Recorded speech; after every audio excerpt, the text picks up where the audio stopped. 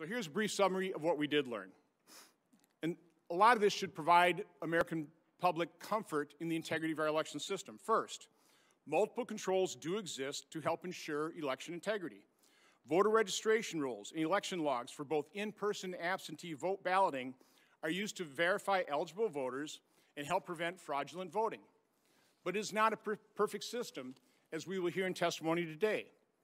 We have increased the percentage of votes using paper ballots from 82% in 2016 to 95% in 2020, and a lot of that had to do with the efforts of CISA and Chris Krebs, recognizing that was a vulnerability in our system, not having that audit trail. So this is a significant improvement in providing a backup audit trail, but only if full or statistically valid recounts occur. Optical scanners, ballot marking machines, and tabulators should not be connected to the internet during voting. But we found some do have the capability of being connected, and there are allegations that some were. Once voting ends, those machines print out a paper report and also transmit voting data in digital form in two separate data streams, from precinct to the county level and then the state level.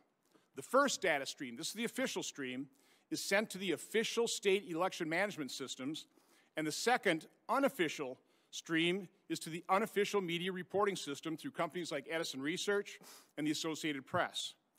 There is no uniform method of transmission. It is not fully automated, and thousands of human beings are involved in the process. So human error does occur, but that is what paper backups and post-election canvassing is designed to catch.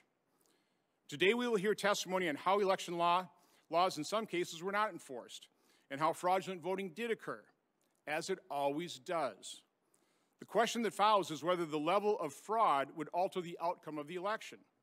This year, in dozens of court cases, through the certification process in each state, and by the Electoral College vote, the conclusion has collectively been reached that it would not. However, lax enforcement, denying effective bipartisan observation of the complete election process, and failure to be fully transparent or conduct reasonable audits has led to heightened suspicion. The most difficult allegations to assess involve vulnerabilities in voting machines and the software used. In order to effectively determine the extent to which voting machines were subject to nefarious intrusion or other vulnerabilities, computer science experts must be given the opportunity to examine these allegations. This is a complex issue that has been under congressional scrutiny for years.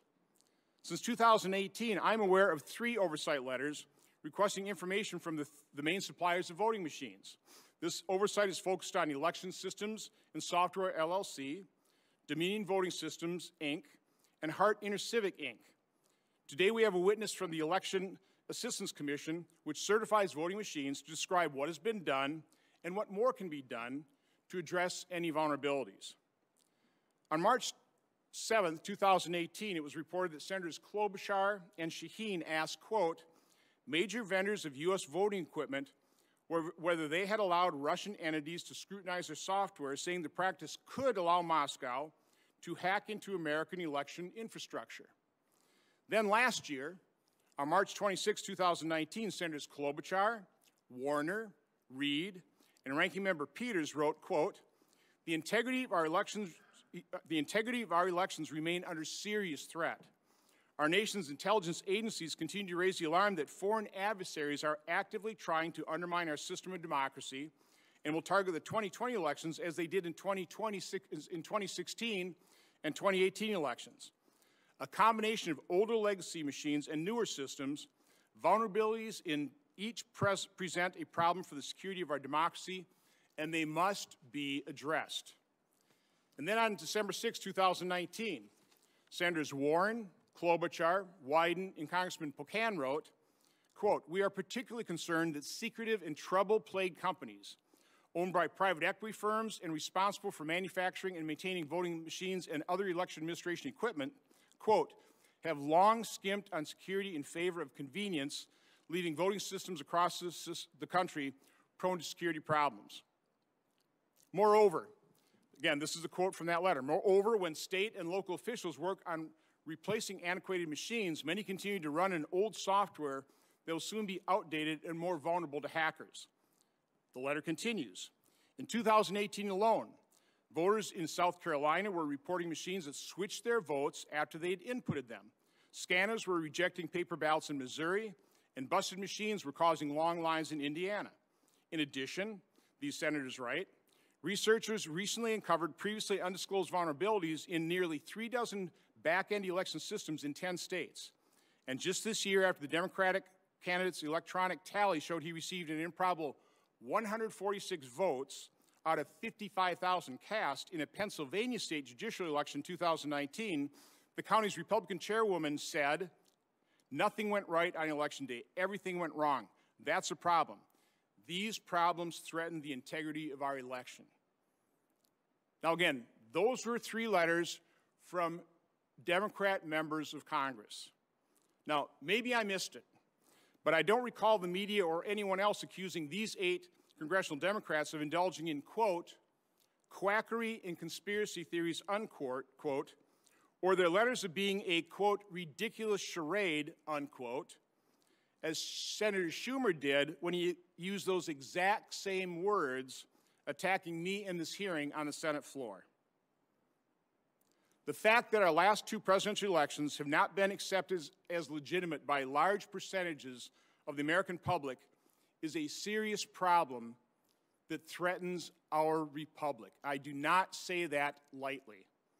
This hearing is part of what should be ongoing congressional oversight that is meant to transparently address that serious problem. Again, I don't see anything dangerous about evaluating information, about doing legitimate congressional oversight. Nothing dangerous about that whatsoever. As I said in my last hearing, closed-mindedness is a real problem for a lot of the issues we face today. I won't need to, should have entered in the record the Reuters article from March 7, 2018, describing in the letter from Senators Klobuchar and Shaheen. Also into the record, the March 27, 2019 press release and letter from Senators Klobuchar, Warner, Reed, and Peters, which let me just read a segment from that letter again. The integrity, this is Senator Peters joining and writing this letter. The integrity of our elections remain under serious threat.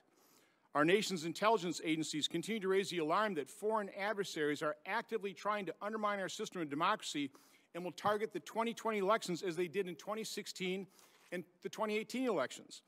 A combination of older legacy machines and newer systems, vulnerabilities in each present a problem with the security of our democracy, and they must be addressed until, I guess right now, let's move on. Let's not worry about this, because if we look at this, it's dangerous to our democracy. Okay. Also, the December 6, 2019 letters written by Senators Warren, Klobuchar, Wyden, and Congressman Pocan to those same equipment manufacturers. I would also like to enter the responses from Dominion and Hart to the March 27th letter, but the ranking member's staff had an objection. Do you object to that? The responses? Okay, so we'll enter those in the record.